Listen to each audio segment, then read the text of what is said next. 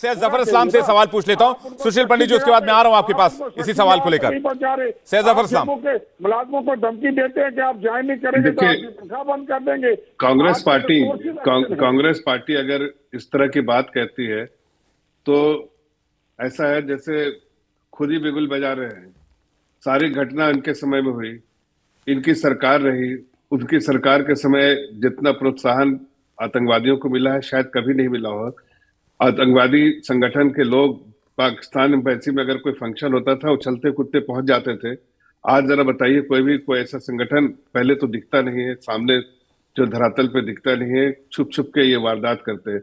वो कभी आप पाकिस्तान एम्बेसी में हुए फंक्शन को अटेंड कर पाएंगे? ये सब कांग्रेस के जमाने में होता था। ये बदलता है कश्मीर में, मैं मानता हूँ इस बात को। और ये भी आप अगर आंकड़े उठा के देखें तो सिर्फ कश्मीरी पंडित भाई बहनों को नहीं या हिंदू को नहीं, बल्कि निहत्थे पुलिसमैन को भी, मुस्लिम समुदाय के लोगों को भी, सभी लोगों को टारगेट किया, इसलिए कि उनका काम है, उनकी सिर्फ रणनीति है कि दहशत कश्मीर में फैलाए। कश्मीर बदल रहा है और वहां दहशत फैलाने का काम करने की कोशिश चाहे पाकिस्तान में, जैसा मैंने कहा, जफर इस्लाम जी ये भी बताइए, कश्मीर बदल रहा है, ये सारी बातें हम जानते हैं, हम देख भी रहे हैं, वहां पीवीआर खोल रहे हैं, मल्टीप्लेक्सेस खोल रहे हैं, लेकिन टारगेटेड किलिंग रुकेगा कैसे? इसको लेकर किस तरह के ऑपरेशन चलाए जाने की जरूरत है? इस पर मैं एसपी वैद साहब से जवाब ले लूंगा, लेकिन इस पर सरकार की नीति क्या है? कश्मीरी पंडित आज आपसे सवाल पूछ रहे हैं, आपकी सरकार से सवाल पूछ रहे हैं कि सरकार ने हमें सुरक्षा का भरोसा दिया था, लेकिन हमारे भाई एक एक करके मारे जा रहे हैं, और वो कहते हैं कल एक और मरेगा। इस बात का हमें यकीन है, लेकिन हम इसी तरह से मरने के लिए छोड़ दिए गए यहां पर। नहीं, ऐसा नहीं। देखिए, ये स्टेटमेंट ही सही नहीं है जो आप स्टेटमेंट दे रहे हैं सर। ये मैं नहीं दे रहा, मैं जफर इस्लाम साहब मैं नहीं दे रहा, ये आप स्टोरी उठा के देख लीजिए। अगर आपने इंडिया टीवी देखा होगा तो वहां पर जितने लोग प्रदर्शन कर रहे थे सभी कश्मीरी पंडितों ने यही लाइन बोली है। और बैठे सुशील पंडित जी आपको पूछ लेंगे सवाल, बाकी आप जवाब दे दीजिए। मैं उनके जवाब दे रहा हूं, मैं आपके भी जवाब दे रहा हूं।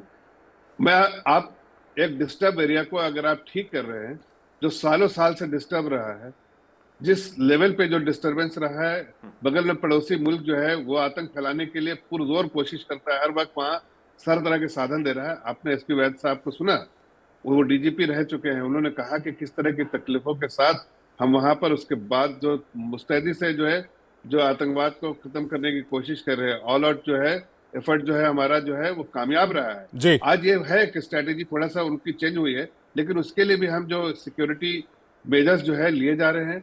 ठीक है, सुशील पंडित कुछ कहना चाह रहे हैं, उसके बाद अहमद याद आपके पास आ रहा हूं। सुशील पंडित जी।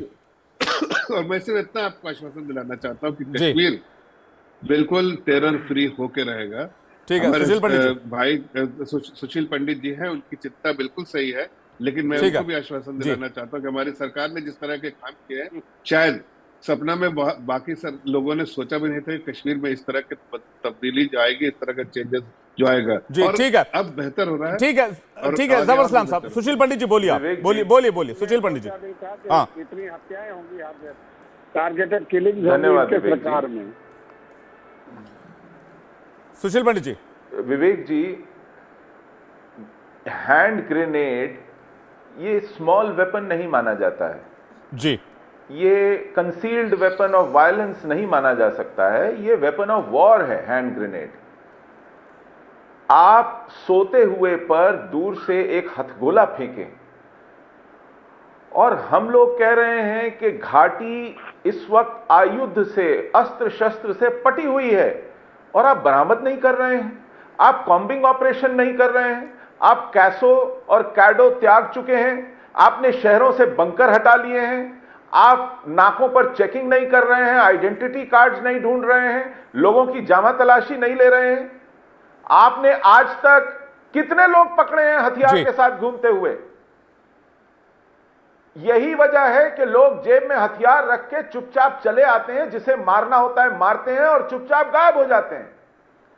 आप गजब की बात यह है कि आज जिसने हैंड ग्रेनेड फेंका उसकी आपने शिनाख्त कर ली है, उसको आपने अरेस्ट कर लिया है, लेकिन आप उसको पहले नहीं अरेस्ट कर पाए। तो कुरुक्षेत्र में बहस लगातार जारी है कि कश्मीर में टारगेटेड किलिंग आखिर कब और कैसे रुकेगी और इस मामले पर आखिर सियासत क्यों हो रहा है। ब्रेक के बाद एक बार फिर से आपका स्वागत है। अहमद अयाज कुछ कहना चाह रहे थे, फिर मैं निर्मल सिंह जी आपके पास आ रहा हूं। अहमद अयाज जी।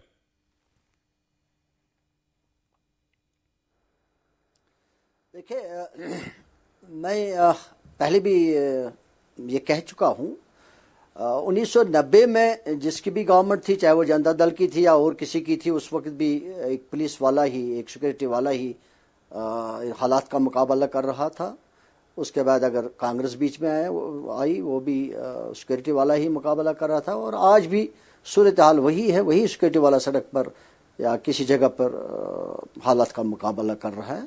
इन बिटवीन इस दौरान बात आई अभी सामने, इस दौरान अगर एक्सप्लोर पॉसिबिलिटीज की भी गई, चाहे वो अडवाणी जी मिलिटेंट से मिले या मिलिटेंट ऑर्गेनाइजेशन से, आई डोंट नो किस किस के साथ मिले, या कांग्रेस ने कोशिश की बात करने की, वो एक छोटी कोशिश रही, और शायद हर एक हुकूमत की कोशिश यही रहेगी कि हालात को सुधारने के लिए अगर कुछ एक्सप्लोर करना पड़े तो देयर इज नथिंग रॉन्ग।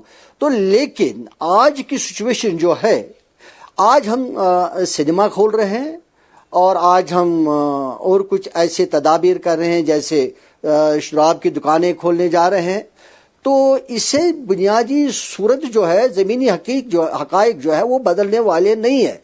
लेकिन उसे हम क्या करना चाह रहे हैं, वो हम एक जम्मू कश्मीर से बाहर एक मैसेज देना चाहते हैं कि जम्मू कश्मीर में हालात बिल्कुल नॉर्मल है, और उससे कश्मीरी पंडित जो 30-32 साल से बाहर बैठा है वो इसे वापस नहीं आ सकता, उसके लिए कोई ऐसी कोशिश नहीं है। उसके अलावा जो यहाँ बस रहा था वो भी भाग रहा है।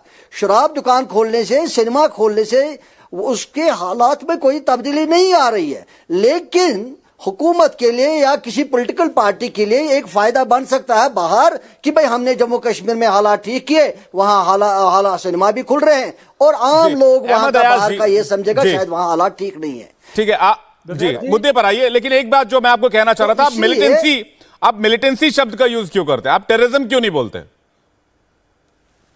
विवेक जी, टेररिज्म ही बोल दीजिए, चलिए मैं भी टेररिज्म ही बोलता हूं। ये हिपोक्रेट्स है, ये हिपोक्रेट्स है, ये फारूक अब्दुल्ला जैसे लोगों के इनके नेता हैं क्या, जो लाशों के ऊपर शासन करते हैं। ये है इनका एटीट्यूड, क्योंकि ये भी इनडायरेक्टली उस जिहाद को सपोर्ट कर रहे हैं। इनको कष्ट है कि वहां मल्टीफ्लैक्स क्यों शुरू हो गया, इनको कष्ट है कि वहां टूरिज्म क्यों बढ़ रहा है, वहां पर डेवलपमेंट क्यों हो रही है, वो अलग बात है। और ये लोग कभी भी पाकिस्तान को कंडेम नहीं करेंगे, ये सिर्फ जो सरकार के ऊपर जो है क्वेश्चन मार्क लगाएंगे। डॉक्टर वैद ने बड़े डिटेल्स में बताया है, ये टेक्निकल मामला है। समझना निर्मल जी, आप जो कह रहे हैं हम चुप करके बैठे, आप वो सही है, मैं जवाब करूंगा, सुना, मैं रेस्पॉन्ड करूंगा। टेक्निकली आप ये मत समझे, बकवास मत करिए आप टीवी पर बैठ के। यहाँ लोग मारे जा रहे हैं, यहाँ कश्मीरी लोग मारे जा रहे हैं, और आप सियासत पर कर रहे हो, आप भी सियासत कर रहे हो, फारूक अब्दुल्ला भी सियासत कर रहा है, आप सब लोग सियासत कर रहे हो, और कश्मीरी मर रहा है। की बोली बोलती है। और भाई आप तो कहते थे स्काई इज द लिमिट, आपने फारूक अब्दुल्ला के साथ हुकूमत नहीं बनाई, पाकिस्तान में आपने मुफ्ती के साथ हुकूमत नहीं बनाई, चाइना में जाके वहां बैठते हैं और आज बोल रहे हो कि वो उसके साथ है, इस प्रकार ये इसके साथ है, और उस वक्त मजे ले रहे हैं आपने। आप तो डिप्टी चीफ मिनिस्टर थे उस टाइम, जब तक मजे ले रहे थे। मतलब है सारी सियासी पार्टियों को भी इस मुद्दे जब आप डिप्टी चीफ मिनिस्टर थे तब नहीं लगा, एकजुट होना होगा, तब नहीं दिखा आपको ये प्रॉक्सी वार है। जब आप डिप्टी चीफ मिनिस्टर थे, बलों को, सेना को डिमोरलाइज करेंगे, ये सरकार का साथ नहीं देंगे, मुंह में कहेंगे कि हम साल के साथ हैं, लेकिन क्वेश्चन नहीं, सेना ही लड़ रही है, डिमोरलाइज नहीं, आप कर रहे हो उसको डिमोरलाइज, सेना ही सड़कों पर लड़ रही है, आप कुछ नहीं कर रहे। पंडितों को वापस कोई नहीं ला रहे, पॉलिसी उसको जाकर नहीं। देखिए ये आपसी विवाद का विषय नहीं है। इंडिया टीवी हर वक्त हर जगह डाउनलोड करने के लिए सर्च करें India TV news Google play store या ऐप स्टोर पर।